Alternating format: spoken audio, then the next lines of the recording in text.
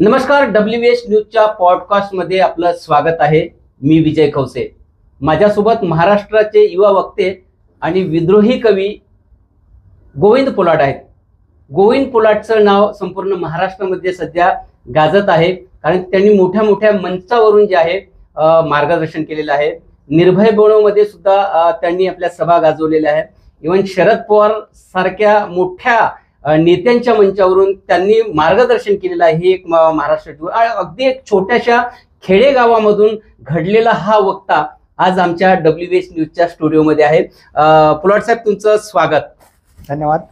मला WH न्यूजमध्ये तुम्ही बोलावलं आणि एक साधारण शेतकऱ्याच्या पोराला कधीतरी स्वतःच एक वैयक्तिक मत असतं आणि बाबासाहेब आंबेडकरांनी सुद्धा सांगितलंय की प्रत्येकाला एक अभिव्यक्ती आहे, त्याचा अधिकार आहे आणि हा अधिकार तुम्ही माझा या स्तरावर जर मला प्रोत्साहन देत असाल ही फार म्हणजे नक्कीच. तुम्ही हा जो प्रवास आहे तुमचा, हा कसा सुरुवात केला? तुम्हाला कसं वाटलं की आपण एक वक्ता बनलं पाहिजे, लोकांना मार्गदर्शन केलं पाहिजे?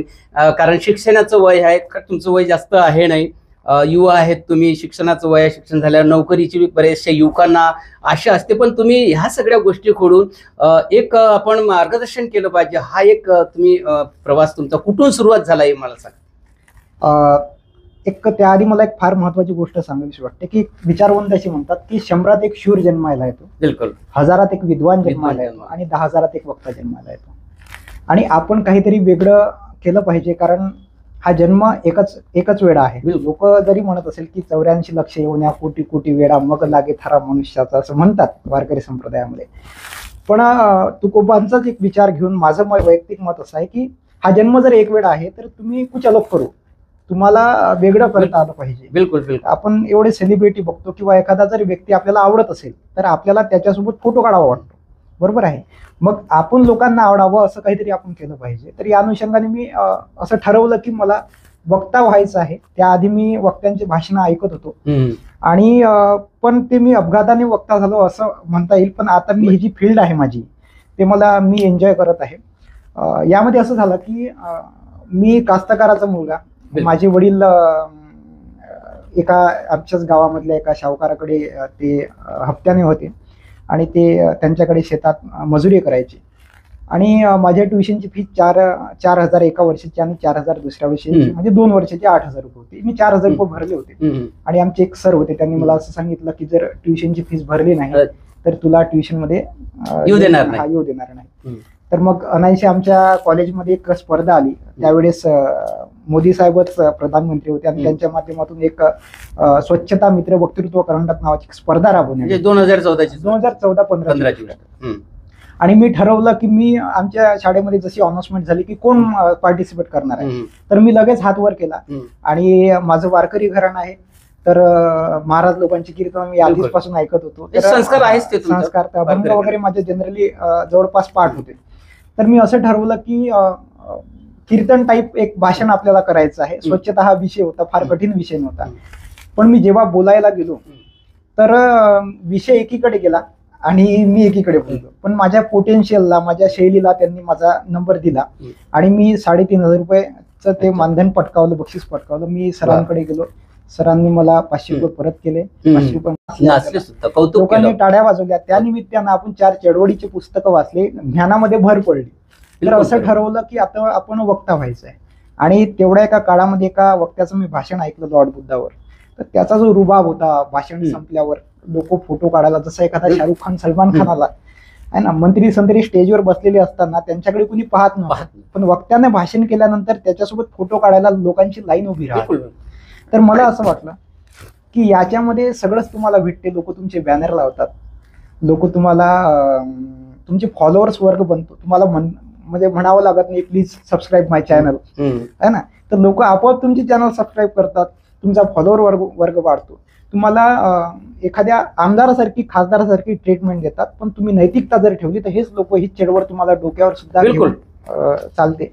तर मला हा विश्वास लोकांचा जिंकायचा होता, मला चळवळीत काम करायचं होतं, मला लोकांसाठी काम करायचं होतं, मला लोकांचा आवाज व्हायचं होतं. त्यासाठी मी या फील्डमध्ये उतरलो. मी माझी फील्ड खूप सारी एन्जॉय करत आहे. आणि तुम्ही सांगितलं की मी माझं विद्यार्थीचे जीवन होतं, ते मी 2019 मध्ये मी पासआउट झालो इंजिनिअरिंग मधून. अच्छा अच्छा. मी मेकॅनिकल इंजिनिअरिंग माझं शिक्षण पूर्ण केलं आहे आणि माझ्याजवळ डिग्री आहे. हा सगळ्यात मोठा भाग आहे. इंजिनिअरची डिग्री आपण हा, नाही तर काही लोक देशाचे प्रधानमंत्री झाले तरी त्यांच्याजवळ डिग्री नाही आहे. पण मी इंजिनियर आहे, माझ्याकडे डिग्री आहे. मी माझ्या कार्यक्रमातून लोकांना सांगत असतो. तर आणि नंतर मी वीर भगतसिंग वक्ता प्रशिक्षण नावाची अकादमी काढली. अच्छा. त्याच्या माध्यमातून मी लोकांना एक इन्कम सोर्स जनरेट व्हावा आणि हम्म. कुठेतरी लोकांनी सुद्धा बोललं पाहिजे या अनुषंगाने मी ते वक्ता अकादमी सुरू केली. आणि अच्छा, तुम्ही वक्ता अकादमी सुद्धा सुरू केली? हो हो, म्हणजे प्रशिक्षण तुम्ही देता, प्रशिक्षण म्हणजे तुम्ही वक्ता बनले त्यानंतर लोकांना सुद्धा वक्ता बनवण्याचं काम करता. रे, खूप मोठी गोष्ट आहे. नक्कीच. आणि अशा प्रकारे हा प्रवास सुरू होता. नंतर कार्यक्रम वगैरे माझे सुरू झाले तर मला चांगली वाटली फील्ड. आणि नाही, नक्कीच. अख्खा महाराष्ट्र तुम्हाला ऐकत असतो. युट्यूबवर सुद्धा तुमचे बरेचसे व्हिडिओ आलेले आहे. मोठ्या मोठ्या तुम्ही लोकांसोबत बसल्या, जसं निखिल वागडे झालेले आहे, विश्वंभर चौधरी आहे, सिम सरोदे यांच्या निर्भय बनो या अभियानामध्ये सुद्धा तुम्ही भाषणं केलेली आहे. पवार साहेबांच्या सुद्धा मंचावरून तुम्ही एक भाषण दिलं. एक छोट्याशा गावामधून एका मोठ्या मंचावर जाणे ही खूप म्हणजे काही साधारण गोष्ट नाही आहे, तुम्ही साध्य केलं. ठीक, तर आपण एकंदरीतच आता प्रश्नाकडे येऊया. तुम्ही भरपूर म्हणजे चळवळीमध्येच नेहमी राहता, पण आपण तुम्ही शेतकऱ्यांचे सुद्धा पुत्र आहे. शेतकरी तुम्ही स्वतः शेतकरी असल्या कारणानं शेतकऱ्यांचे सुखदुःख तुम्हाला सगळं माहीत आहे. काय वाटतं, कृषी प्रधान देशामध्ये शेतकरी सुखी आहे का? सुखी कसं आहे, एक म्हण आहे की कीर्तनाने सुधारले नाही आणि तमाशाने बिघडले. तर होणं असं राहिलं की आधीपासून सरकार कुठलेही असो, शेतकऱ्यांची पिडवणूक ही सुरुवातीपासून सुरू आहे. फरक एवढा आहे की यात 2014 पासून शेतकऱ्यांच्या आत्महत्येच्या संख्या वाढली. तुम्ही आता एक रिपोर्ट आला आहे मागे की तो विधानसभेचा रिपोर्ट होता की त्यावेळेस 5 महिन्यामध्ये 1000 शेतकऱ्यांनी आत्महत्या केली. आणि महाराष्ट्रातली गोष्ट. तर अहमदनगरमध्ये एक अकोले नावाचं गाव आहे आणि तिथे आंदोलन सुरू होतं शेतकऱ्यांचं की दूध उत्पादक शेतकऱ्याला योग्य तो हमीभाव देण्यात यावा. जनरली काय होतं की आता आमच्या गावामध्ये आहे दूध उत्पादक शेतकरी आहे, 25 रुपये लिटर 30 रुपये लिटरनं त्याचं दूध सरकार विकत घेते त्यांच्या डेअरीमध्ये. आणि प्रति लिटर मागे महाराष्ट्रातल्या कृषी विद्यापीठांनी सांगितलं की शेतकऱ्याला प्रति लिटर मागे 41 रुपयांचा खर्च आहे. आणि 41 रुपयाचा त्या म्हशीले ढेप आहे, चारा आहे, सगळं आहे, त्यांना शेतामध्ये नेणं आहे, त्यांचा मेंटेनन्स आहे ना. तर 41 रुपये प्रति लिटर मागे खर्च येत असेल आणि शेतकऱ्याला तुम्ही 25 ते 30 रुपयांचा भाव देत असेल. तुम्ही बघितलं असेल अनेक शेतकऱ्यांनी आपले दूध हे रस्त्यावर फेकलं आहे, आपले टमाटे हे रस्त्यावर फेकले आहे, आपला कांदा रस्त्यावर फेकला आहे, आपली सोयाबीन रस्त्यावर फेकली आहे. आता वाशिम जिल्ह्यातली घटना, एका शेतकऱ्यानं आपला कापूस जाळून टाकला. हो हो, बिलकुल. आणि विधान भवनासमोर एखादा जर शेतकरी स्वतःच्या अंगावर पेट्रोल घेऊन जर स्वतःला जाळून घेत असेल तर या देशाचा शेतकरी कृषी प्रधान आहे. हा देश कृषी प्रधान आहे का असं म्हणू शकतो का आपण? आणि मागे या देशाच्या प्रधानमंत्री आहे आपले मोदी साहेब, त्यांचा एक आपल्या सभा झाली तर 12 कोटी रुपयाचा मंडप टाकण्यात आला. जी लोक मंडप टाकायसाठी होती त्या लोकांच्या अंगावर तो मंडप कोसळला आणि 4 लोक जखमी झाले. या महाराष्ट्राचे मुख्यमंत्री तेव्हा एकनाथ शिंदे साहेब होते, अजित पवार उपमुख्यमंत्री होते, देवेंद्र फडणवीस साहेब दुसरे उपमुख्यमंत्री होते, बुद्रुक आणि खुर्द, अशा प्रकारचा तो विषय. आणि हे 4ही लोक जेव्हा यवतमाळमध्ये सभा घेण्यासाठी गेले तर यवतमाळ जिल्हा म्हणजे या जगाच्या इतिहासातलं पहिलं कापसाचं झाड हे यवतमाळमध्ये लागलं.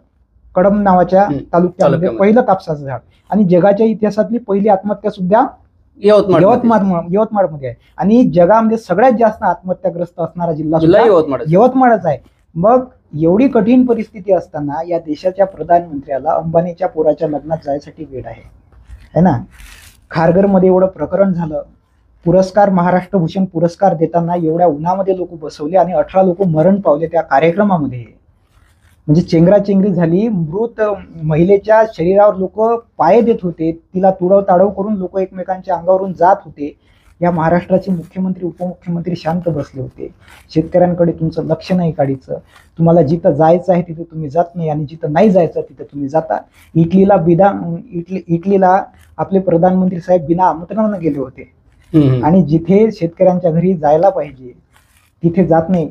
ही अशी सगळी परिस्थिती आहे. आणि मी कास्तकाराचं पोरग, मी शेतकऱ्याचं पोरग भाषण देताना हे जर लोक सांगत असतील तर आपल्या नेमकं सरकारने शेतकऱ्यांच्या संदर्भात म्हणजे काय करायला पाहिजे तुमच्या मताने? बघा काय की खुशाल होईल शेतकरी. हा. कारण आता अनेक योजना सुद्धा राबवतात बरोबर. शेतकऱ्यांच्या, जसं इरिगेशनच्या साठी विहीर देतात, आता वीज बिल सुद्धा माफ केलं असं बोलल्या जाते. एवढं नाही, हे असून सगळं सुद्धा बोलायच्या चोराच्या उलट्या बोंबा आहे ह्या सगळ्या. की आता शेतकऱ्यापर्यंत योजना पोहोचत नाही असं म्हणतात. सांगतो ना मी तुम्हाला काय झालं, की मी नेहमी एक भाषणात माझा मुद्दा मांडत असतो की माझे वडील शेतकरी आहे.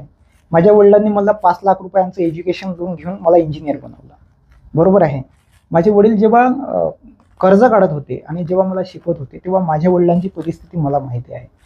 तुम्ही बघू शकता की 2008 मध्ये जर तुम्ही थोडी माहिती घेतली, 2008 मध्ये सोयाबीनचा भाव 4000 रुपये होता. बिलकुल. 2004 मध्ये सोयाबीनचा भाव 4000 रुपये होता. आणि मी नेहमी सांगतो भाषणामध्ये आणि आवर्जून सांगतो की तेव्हाची परिस्थिती 2 एकर शेती आमच्याकडे तेव्हा सुद्धा. आता 2024 सुरू आहे, 2 एकर शेती आहे. तेव्हा DAP ची थैली 350 रुपयाची भेटत होती. हो बिलकुल. आता 2024 सुरू आहे. आता DAP ची थैली आता 10 दिवसापूर्वी त्यांनी भाव वाढवले. आता 1500 रुपये 1600 रुपयांची केली, 1750 रुपयांची केली सॉरी. आणि त्याच्या आधी 1350 रुपये भाव होता. तुम्ही मला सांगा, आधी आम्ही जर नागर मारायचा असला, वाई मारायची असली तर नागर नेत होतो वावरामध्ये. आता नागर नेत नाही. आता स्टँडर्ड थोडस हे आलं सगळं राहणीमान आलं. तर आता ट्रॅक्टर नेते. बरोबर आहे. आता ट्रॅक्टर नागरात डिझेल नव्हतं टाका लागत, आता ट्रॅक्टरमध्ये डिझेल टाकावं लागतं. ट्रॅक्टरमध्ये डिझेल टाका लागते. मजुऱ्याच्या मुजऱ्यावर ट्रॅक्टरचं भाडं वाढलं, डिझेलचा खर्च वाढवला प्रधानमंत्री साहेबांना. सिलेंडरचे भाव वाढवले, इकडे 400 1200वर नेले. आणि इलेक्शन आले म्हणून 800वर आणले. म्हणजे कपडे काढून घेतले आणि कडकडा बांधायला दिला. अशी परिस्थिती झाली. जर 2008 मध्ये सोयाबीनचा भाव 4000 रुपये होता, 2024 सुरू आहे, सोयाबीनचा भाव 4000 रुपये आहे, तर सगळं महागाई वाढली ना.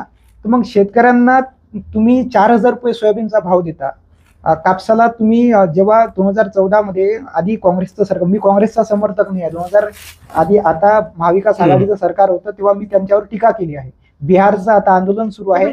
जे सरकार असेल त्यावर आपण बोलतो अधिकार. पण ही जी परिस्थिती बेकार निर्माण झाली आहे, तर ज्या पॉलिसीज चुकलेल्या आहे की शेतकऱ्यांना तुम्ही 6000 रुपये वर्षाचे देता आहे ना, आणि तुम्ही लाडकी बहीण देऊन राहिले 1500 रुपयांसाठी आहे ना. 1500 रुपयात कोणाचं घर चालवून होते साहेब? 6000 रुपयात शेतकरी वर्षभर काढू शकते का? ह्या तुमच्या काय म्हणते भिकारचूट ज्या पॉलिसीज आहेत, ज्या तुम्ही शेतकऱ्यांसाठी भीक मागून देऊन राहिले. कृषी प्रधान देश म्हणता ना आमच्या देशाला तुम्ही. म्हणजे सरकारला फायदा झाला. शेतकरी राजा म्हणते. शेतकरी म्हणायच्या वेळेस समोर राजा लावतात. मी शेतकरी ब्रँड. शेतकऱ्याचे पूर्व सांगतात की आमचा बाप ब्रँड आहे, आम्ही शेतकरी ब्रँड आहोत. मग शेतकरी जर राजा असेल, महाराजांच्या काळामध्ये, शिवाजी महाराजांच्या काळामध्ये एकाही शेतकऱ्यानं आत्महत्या केली नाही, हा इतिहास आहे. बिलकुल आहे. आणि त्या महाराजांचं नाव हम राम को लाये आहे ना. आम्ही रामराज्य निर्माण करू, आम्ही छत्रपती शिवाजी महाराजांचं स्वराज्यासारखं या महाराष्ट्राला सुंदर बनवू. तर ह्या तुमच्या पॉलिसीज तुम्ही आम्हाला भाषणातून सांगत असाल आणि एकीकडे दिवसाला 200-300 शेतकरी आत्महत्या करत असेल ना. आता एक नाशिक जिल्ह्यातल्या एका शेतकऱ्यानं, मी नेहमी सांगतो की नाशिक जिल्ह्यातल्या एका शेतकऱ्यानं प्रधानमंत्री साहेबांच्या वाढदिवसाच्या दिवशी आत्महत्या केली. शुभेच्छा पत्र दिलं त्यांना आणि आपल्या शेतातल्या तळ्यामध्ये उडी मारून आत्महत्या केली. की साहेब, तुम्ही 1.5 लाख रुपयाचा चष्मा घालता, 10 लाख रुपयाचा सूट घालता, 1.5 लाख रुपयाच्या चष्म्याला तुम्ही 1 लाख रुपयाची फ्रेम वापरता.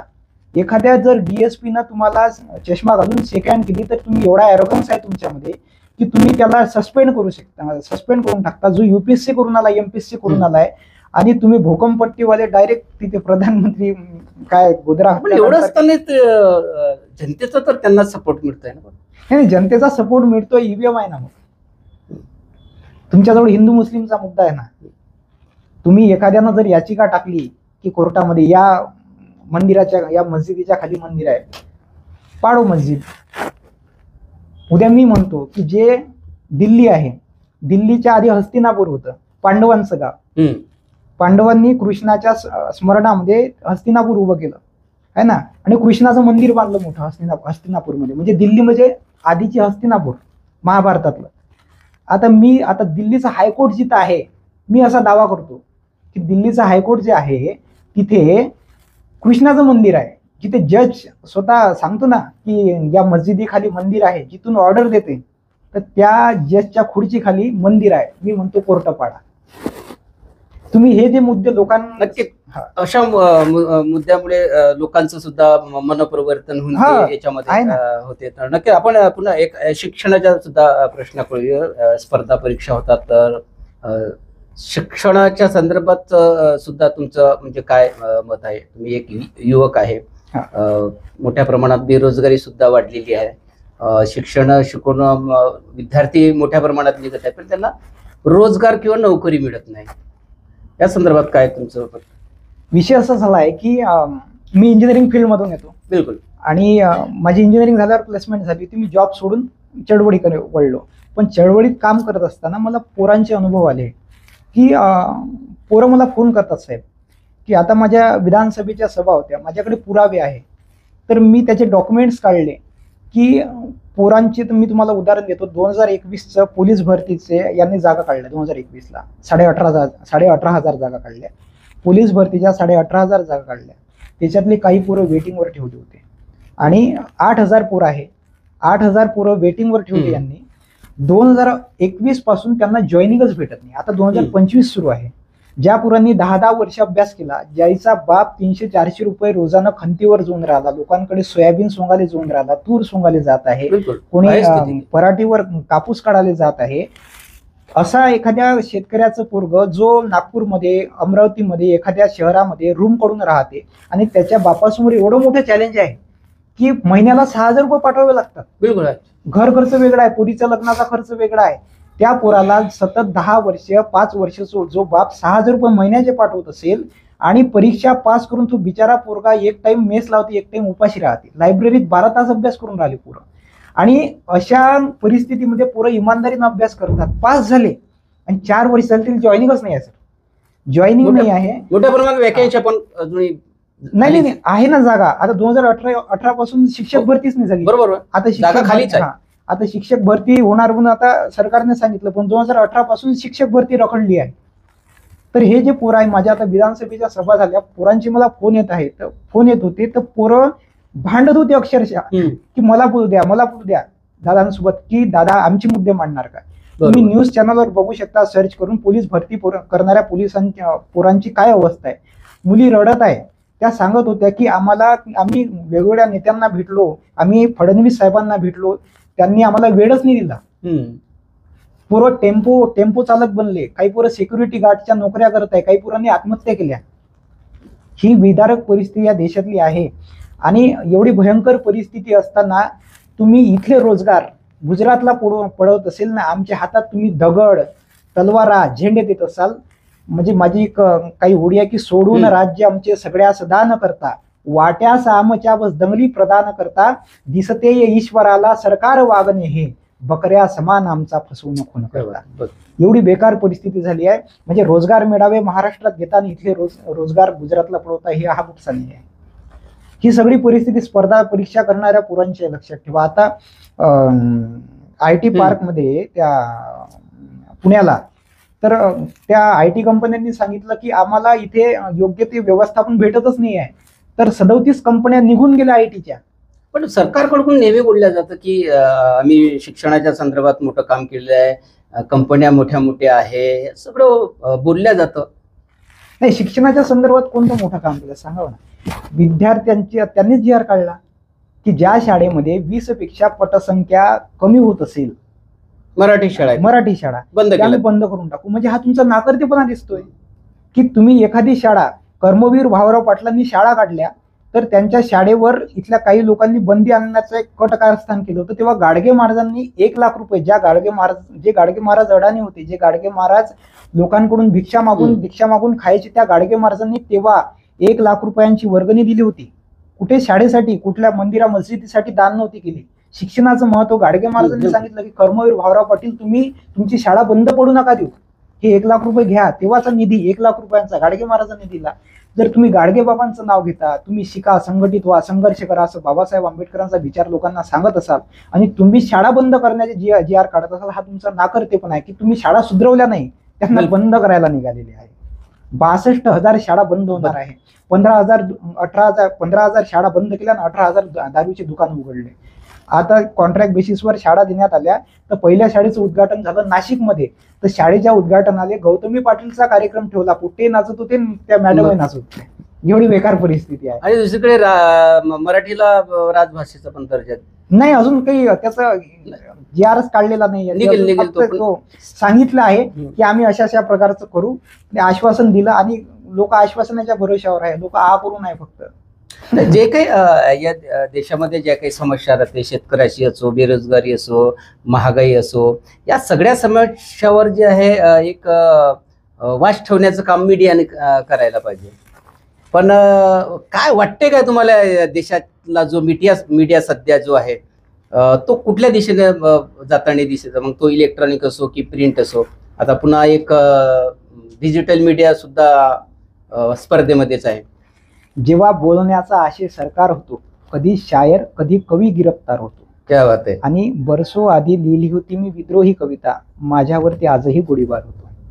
म्हणजे सांगायचा मुद्दा असा आहे, सांगायचं तात्पर्य असं आहे की जो माणूस खरं बोलतो त्याचा, आता एक चंद्रशेखर नावाचे एका पत्रकाराची हत्या करण्यात आली छत्तीसगडमध्ये, आणि त्यांनी सांगितलं, त्यांचा आधीचा इंटरव्ह्यू बघा, की आधी 2 पत्रकारांच्या हत्या झाल्या आहेत.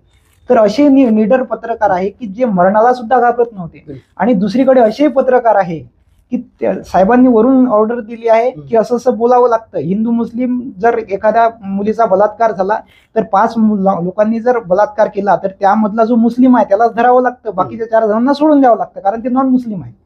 अशा प्रकारचे ऑर्डर वरून सोडण्यात येतात. आणि सैफ अली खानच्या तैमूरनं दिवसातून किती वेळा लघवी केली याच्या बातम्या, आणि अनन्या पांडेने आज किती मेकअप केला, आलिया भट्टला किती दिवसाचं बाळ झालं, त्याचं नाव काय ठेवण्यात आलं, याच्यावर फक्त मीडियाचा वॉच असते, लक्षात ठेवा. अंबानीच्या लग्नावर मेन फोकस होता, पण शेतकऱ्यांचं आंदोलन सुरू आहे त्याच्यावर काही वॉचच नाही आहे. तर ही अशी जर दलाल पत्रकारिता महाराष्ट्रात होत असेल, लोकशाहीला किती धोकादायक आहे?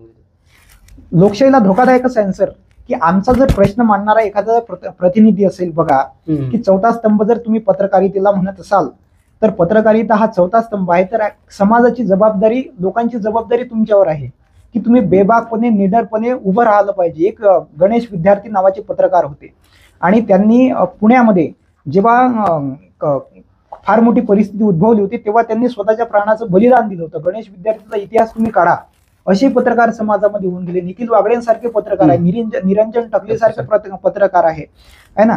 तर ही सगळी परिस्थिती आहे. जी लोक बोलतात ना, ती लोक निडरपणे बोलतात, ज्याच्या नीतिमत्तेमध्ये इमानदारपण आहे, ज्याच्या नीतिमत्तेमध्ये फुले शाहू आंबेडकरांचा विचार आहे, खरंच महापुरुषांचे विचार आहे, ते बोलतात. आणि ज्यांना फक्त पैसाच कमवायचा आहे, ज्यांना गुलामगिरीच करायची, ते गुलामगिरीच करतात, लक्षात ठेवा.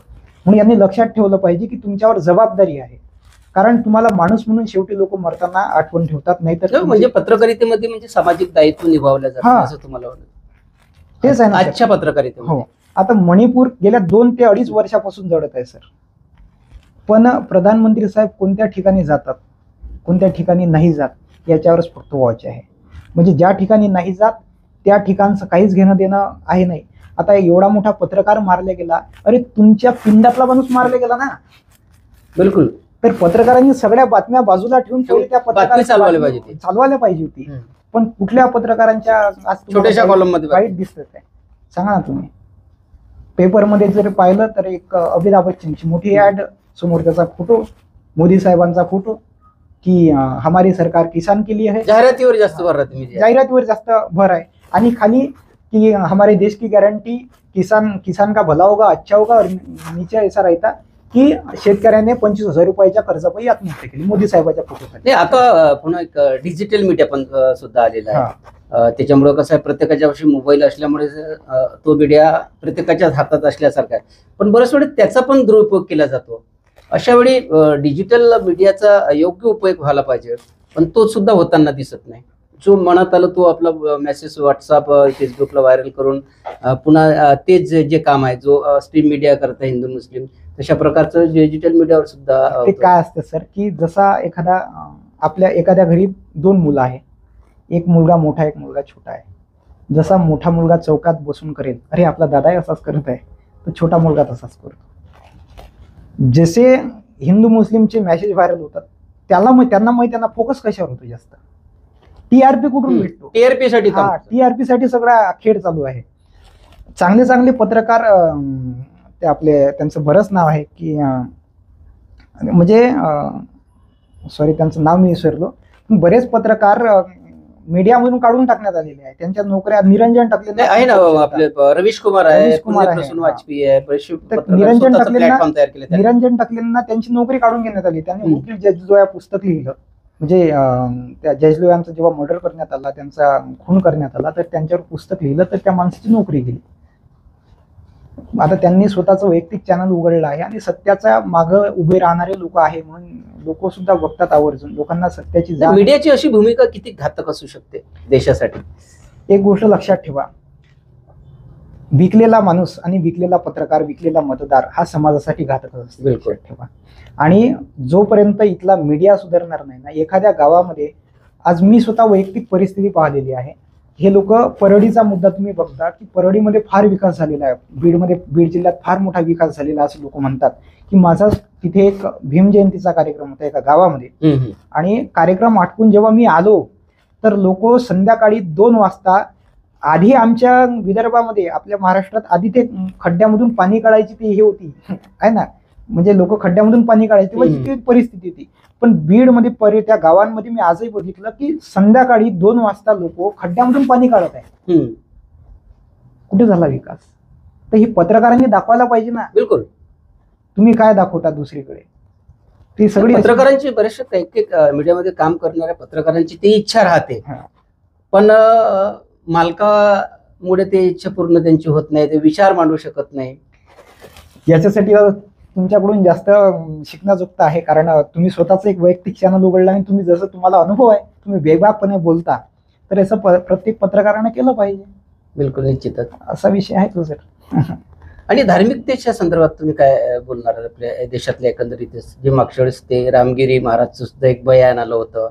नाही, आताच येऊन गेलं. मागच्या वेळेसही आलो होतो, मागच्या वेळेस पण आला होता. आता त्या संदर्भात काय? तुम्हाला एक गोष्ट सांगू का सर, मी आहे, तुम्ही वारकरी कुटुंबातला पोरगा आहे. माझे वडील, मी नेहमी सांगत असतो की माझ्या आजोबांनी 1975ला घराचा त्याग केला होता. माझ्या आजोबांना 11 लेकरं होते, त्यातले 4 वारले, 7 राहिले. 7 लेकरं, बायको, हे सगळं टाकून माझे आजोबा 1975ला पंढरपूरला गेले. तिथे एका मठात राहायचे आणि 1990ला ते मरण पावले.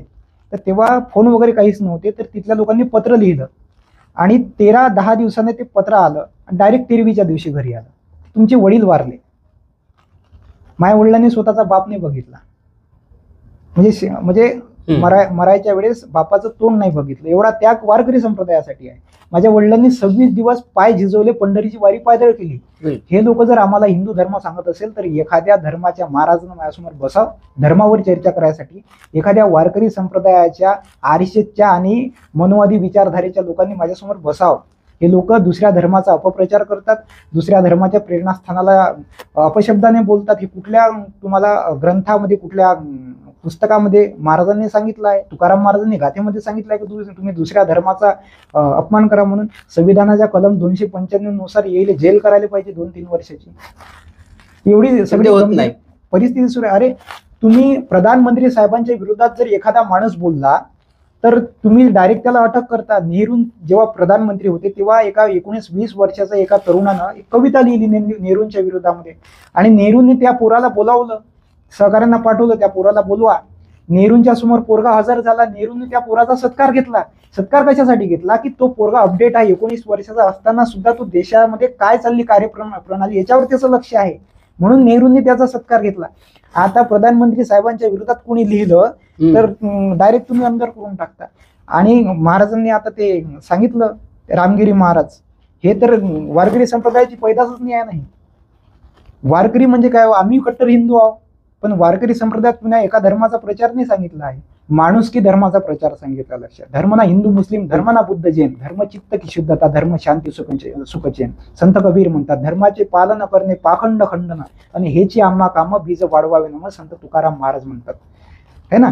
तर ही सगळी परिस्थिती आहे. गाडगे महाराजांनी धर्म सांगितला, तहानलेला पाणी द्या, भुकेलेला अन्न द्या, ज्याला शिक्षण आहे त्याला शिक्षण द्या, ताव्यावर अर्धी भाकर कमी टाका, पण आपल्या लेकराला झाला.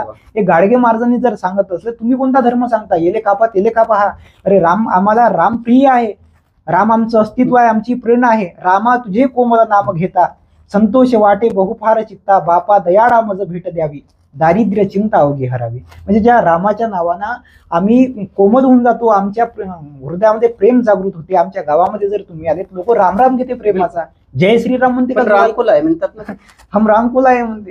तर एवढी आता त्यांनी रामगिरी महाराजांनी हे महाराजच कसे मानतात यांना, मला हा सगळ्यात मोठा प्रश्न आहे. त्या सत्ताधाऱ्यांचं ओलं आहे त्यांच्या, बरोबर आहे. त्याच्यामुळं रामगिरी महाराजने आता जनगण मन हे आमचं राष्ट्रगीत नाही, कारण रवींद्रनाथ टागोरांनी जॉर्ज पंचमच्या ते सम्राट जे इंग्रजांचे होते, तर सम्राट जॉर्ज पंचमच्या समर्थनात ते त्यांना खुश करण्यासाठी हे राष्ट्रगान लिहिलं. आता ते एक नित्यप्रिय घोष नावाचे एक लेखक आहे, त्यांनी Rabindranath Tagore and it's pictorial biography नावाचं पुस्तक आहे, त्यांच्यामध्ये सगळं वर्णन केलं आहे की जेव्हा रवींद्रनाथ टागोरांचा एक मित्र त्यांच्याकडे आला की काँग्रेसचं 27वं अधिवेशन आहे आणि त्या अधिवेशनामध्ये जॉर्ज पंचम येणार आहे, तर तुम्हाला त्यांच्या सन्मानासाठी, त्यांना खुश करण्यासाठी एक गीत लिहायचं आहे. तर साफ नकार दिला, ती धुतकारून टाकली ती ऑफर रवींद्रनाथ टागोरांनी, की मला ज्या लोकांनी आमच्या भारतीय देशातल्या लोकांवर अत्याचार केले त्या राक्षसांच्या सन्मानात आम्ही लिहिणार नाही. आणि तेव्हा ॲग्रो इंडियन नावाची प्रेस चालत होती, ज्या प्रेसने ही बातमी अफवा म्हणून छापली, त्या प्रेसच्या बातमीचा आधार घेऊन हे मनवादी लोक आज बोंबलत असतात. यांना या देशाचा तिरंगा मान्य नाही. काऊन? तर सुरैया तय्यबजी नावाच्या मुस्लिम महिलेनं तयार केला आहे म्हणून यांना मान्य नाही. 1948ला या लोकांच्या, पण आता फडकवतात, हा आता फडकवतात, आता फडकवतात ना, उनकी मजबुरी आहे ना, आहे ना. आमचा अस्तित्व तिरंगा आहे, आमचा मान तिरंगा आहे, आमची प्रेरणा तिरंगा आहे ना सर. हे जर लोक म्हणत असेल जनगण मनाचा अधिकार, जनगण मन आमचं राष्ट्रगीत नाही आहे, अरे आमच्या देशातल्या लोकांच्या सन्मानासाठी रवींद्रनाथ टागोरांनी ते लिहिलं आहे. थोडासा रामगिरी महाराजांनी अभ्यास करायला पाहिजे. संतोष देशमुखांची एवढी निर्घृणपणे हत्या झाली, त्या माणसाला मारून टाकण्यात आलं. तिकडे भीमसैनिक शहीद सोमनाथ सूर्यवंशी यांची कोठडीमध्ये हत्या करण्यात येते, तरी या देशाचं, महाराष्ट्राचं नाकर्तं सरकार लक्ष देत नसेल तर तुमच्यासारखे वारकरी म्हणजे काय, जो वार करतो त्याला वारकरी म्हणतात. वीर विठ्ठलाचे गाडे कडी काळ पाया पडे, करती घोष जय जयकार, जडती दोषाचे डोंगर, तुकाराम महाराज सांगतात. म्हणजे जो वार करतो, अन्यायाच्या विरोधात पेटून उठतो, तो खरा वारकरी आहे. रामगिरी महाराजांना अभ्यास करण्याची गरज आहे. तुम्ही कुठचे मोठे तुर्राम खा असाल, पण जो समाजाच्या हितासाठी बोलतो तो खरा महाराज. संत ऐसे जाना जे देही उदास, आणि जे समाजाच्या कामात पडतात ते खरे संत आहे, नाही तर बाकीचे जनता ह्या रामगिरी महाराजांसारखे. लक्षात ठेवा, हे देशाच्या राष्ट्रगीताच्या विरोधात जर बोलत असेल तर शासनाने, प्रशासनाने यांच्या विरोधात देशद्रोहाचा खटला दाखल केला पाहिजे, यांना जन्मठेपेची शिक्षा दिली पाहिजे. लक्षात ठेवा. गोविंदजी, तुम्ही जेव्हा आपल्या वक्तव्यामधून पुन्हा मंचावरून असं एकदम रोखठोक विचार मांडता, तुम्हाला काही भीती वाटत नाही? तुम्हाला एक गोष्ट आवर्जून सांगतो. जेव्हा दिल्लीचे मुख्यमंत्री अरविंद केजरीवाल यांना अटक झाली, आम्ही काही आम आदमी पार्टीचे समर्थक किंवा त्यांचे कार्यकर्ते, त्यांचे काही आम्ही आहे, पण जो माणूस चांगलं कार्य करत आहे, शाळा बांधत असेल, जो माणूस हिंदू मुस्लिम करत नाही, है ना, जो माणूस हॉस्पिटल उभं करत असेल, शाळा बांधत असेल, प्रायव्हेट शाळेमधून पोरांचे ऍडमिशन काढून गव्हर्नमेंट शाळेमध्ये जर टाकण्यात येत असेल तर तो माणूस चांगलं काम करतो. माझे वडील अरविंद केजरीवाल यांचे फार मोठे फॅन आहे, दिवसभर त्यांचे भाषण ऐकत असतात ना, माझे भाषण ऐकतात. तर ज्या दिवशी अरविंद केजरीवालांना अटक झाली त्या दिवशी माझ्या वडिलांनी शिदोरी बांधली होती की दिल्लीमध्ये जाऊन आंदोलन करायसाठी. आता माझ्या वडिलांनी जर मला हा क्रांतिकारी वारसा दिला असेल, एका ठिकाणी निवडणूक झाल्यानंतर माझा कार्यक्रम बंद पाडण्यात आला असेल. अच्छा. हालांकि बर वक्त ये कहानी नहीं लिखती, तारीख मगर खून को कभी पानी नहीं लिखती, मैं इसलिए जिंदा हूं कि मैं बोल रहा हूं, क्योंकि दुनिया गूंगी लोगों की कहानी नहीं लिखती. म्हणून मला बोलणं आवडते. सत्य असत्याशी मन केले ग्वाही, मानिले नाही बहुमता. माझ्या वडिलांनी मला तुकोबरायांचा विचार सांगितलाय. आम्ही वार करणारे वारकरी आहोत. बाबासाहेब आंबेडकरांनी मूक नायक नावाचा पेपर जेव्हा काढला तेव्हा पेपरच्या सुरुवातीला तुकाराम महाराजचा अभंग लिहिला होता. काय करू आता धरून या भिड, निशंक हे तोंड वाजविले, नाही जगी कोणी मुक्यांचा जाणं, सार्थक लाजून नव्हे. आता आपल्याला शांत बसून चालणार नाही, आपल्याला बोलायचं आहे, मुक्यांचा नायक व्हायचा आहे. आणि तोच विचारांना संतांचा वारसा आमच्या घराला, आपल्याला काही टेन्शन घ्यायची गरज नाही आहे. तर नक्कीच मित्रांनो, बोलायचं आहे, नुकर राहायचं नाही आहे. आणि तेच जे काम जे आहे, आमचे महाराष्ट्राचे युवा वक्ते, विद्रोही कवी, बेधुंदकार तुम्हाला एक पदवी देण्यात आली, बेधुंदकार म्हणतात तुम्हाला बोलण्यातून सुद्धा. ते शब्द कोणी दिला तो शब्द? ऍक्च्युली विषय असा आहे सर की मी जेव्हा वक्ता क्षेत्रामध्ये उतरलो तेव्हा मला माझं भाषण बोर जायचं, लोक ऐकत नव्हते. तर म्हणजे अच्छा. झोपायचे. कोणी मला गणपतीमध्ये एकाने मला बोलावलं होतं आणि अचानक पाऊस सुरू झाला. मी स्टेजवर भाषण करत होतो, लोक उठून चालले गेले, मी एकटाच भाषण करून राहिलो. तेवढ्यात एक कुत्र स्टेजवर चढलं आणि माझी ते बंगाली पडत होतं. तर मी पूर्ण ओला झालो. म्हणजे भाषण चालू लोकं निघून गेले. मी पाठ करून आलो होतो आणि अच्छा. सुरुवात होती माझी की पाठ करून आल्यानंतर मी असं ठरवलं होतं 500 रुपये भेटणार आहे आपल्याला आणि भाषण आपल्याला पूर्ण पाठ करूनच आलो आहे तर पूर्ण करूनच जायचं आहे. मी ओला झालो आणि ओलाची माया अंग घेऊन मी त्या माणसाकडे गेलो, त्या आयोजकाकडे गेलो आणि माझे पैसे दे मांडलो, 500 रुपये आहे राहिलेले. आणि त्यानंतर हा माझा प्रवास सुरू झाला. नंतर मला माहिती पडलं आपण वक्ता चांगला होऊ शकत नाही. पण मी कविता क्षेत्र, मी लॉकडाऊन मध्ये राहत इंदोरींना 3-3 तास ऐकायचो. तर राहत इंदोरींना ऐकल्यानंतर मग मी काय करायला लागलो, त्या लहेजामध्ये सुरेश भटांना वाचलं मी, तर त्या लहेजामध्ये मी कविता करायला लागलो. तर आता एक गझलेमध्ये मीटर वगैरे नावाचा गागा लगा लगा गागा लगा वृत्त आहे, आनंद कंद आहे, मंजू घोष आहे, अशी वृत्त आहे. अनेक गझलकार आहे जे प्रस्तावित आहे, ते गझल वगैरे लिहितात वगैरे, चांगलं लिहितात. आणि त्यांना सुद्धा विनंती करतो की थोडं समाजावर सुद्धा लिहायला पाहिजे. तर मी असा लिहित होतो, त्यांची मला मेसेज यायची, फोन यायची की तुझं मीटर मध्ये नाही आहे, तू लिहिणं बंद कर, तू लिही बरोबर लिही, मीटर मध्ये लिही, गझलेचा अपमान करू नको, अशा प्रकारचं ते सांगत होते. राष्ट्रसंत तुकडोजी महाराजांची लहर की बरखामध्ये एक उभी आहे की कविराज मैं तो हूं नहीं, साहित्य लेख कभी नहीं, मैं तो प्रभु का भाट, मेरा थाट है बस एक ही, दिन में जब उमंगे जब उठी चलती है मेरी लेखनी, और मैं तो यह सच कहूं मती गुरु पद से जो बनी. म्हणजे जे मला सुस्त तेच मी लिहितो. आणि हा महाराजांचा जर विचार असेल की जे सुस्त ते लिहा, म्हणजे तुमच्या भावनांना कुठलं मीटर वगैरे राहत नाही. तुमच्या मस्तकामध्ये जर अन्यायाच्या विरोधात हिटर जागलं तर तुमची लेखणी लोकांना आवडते. आणि मी लिहायला लागलो, लोकांचा विरोध होत होता, म्हणून अंधाधुंद लिहिणे आणि बेधुंद होऊन लिहिणे, मी म्हणून बेधुंदकार नावासमोर लावलं. त्याच्यानंतर कोणी आपल्यावर प्रश्न विचारू नये म्हणून ते बेधुंदकार मी नावासमोर लावतो. बिलकुल बिलकुल. तर नक्कीच मित्रांनो, हे होते माझ्यासोबत महाराष्ट्राचे युवा वक्ते, विद्रोही कवी, बेधुंदकार गोविंद पोलाद. त्यांनी सगळं आपल्या जीवनाच्या संदर्भात सुद्धा सांगितलंच आहे. नक्की यांचं सुद्धा एक युट्यूब चॅनल आहे, गोविंद पोलाद. जर तुम्हाला भाषण ऐकायचे असेल तर तुम्ही युट्यूबवर जाऊन गोविंद पोलाद जे आहे सर्च करा आणि तुम्ही ते भाषण नक्की ऐका. कारण जेव्हा तुम्ही ते भाषण त्यांचे ऐकाल तेव्हा मग ही एक म्हणजे छोटीशी मूर्ती, यांची किती मोठी कीर्ती आहे त्यांच्या भाषणांवरूनच सुद्धा माहीत पडेल. आणि आम्हाला सुद्धा वाटलं होतं की एका खेड्या गावातून एक युवक एक म्हणजे नॅशनल लेवल पर्यंत पोहोचतो, ती एक खूप मोठी गोष्ट आहे. म्हणूनच WS न्यूजला सुद्धा वाटलं की अशा युवकांना जे आहे प्रोत्साहन मिळाले पाहिजे. म्हणूनच त्यांना आज खास करून आम्ही आमच्या नागपूरच्या वाडी या स्टुडिओमध्ये अमरावतीवरून त्यांना खास करून बोलावलं. आणि आम्हाला तुम्ही गोविंदजी तुमचा किमती वेळ दिला, त्याबद्दल तुमचे धन्यवाद. नक्कीच पुन्हा आम्ही एक नवीन एक विशेष व्यक्तीला घेऊन येऊ आणि त्यांच्यासोबत सुद्धा मी पॉडकास्ट करू. तोपर्यंत बघत राहा WS न्यूज. लाईक करा, सबस्क्राईब करा. धन्यवाद, नमस्कार.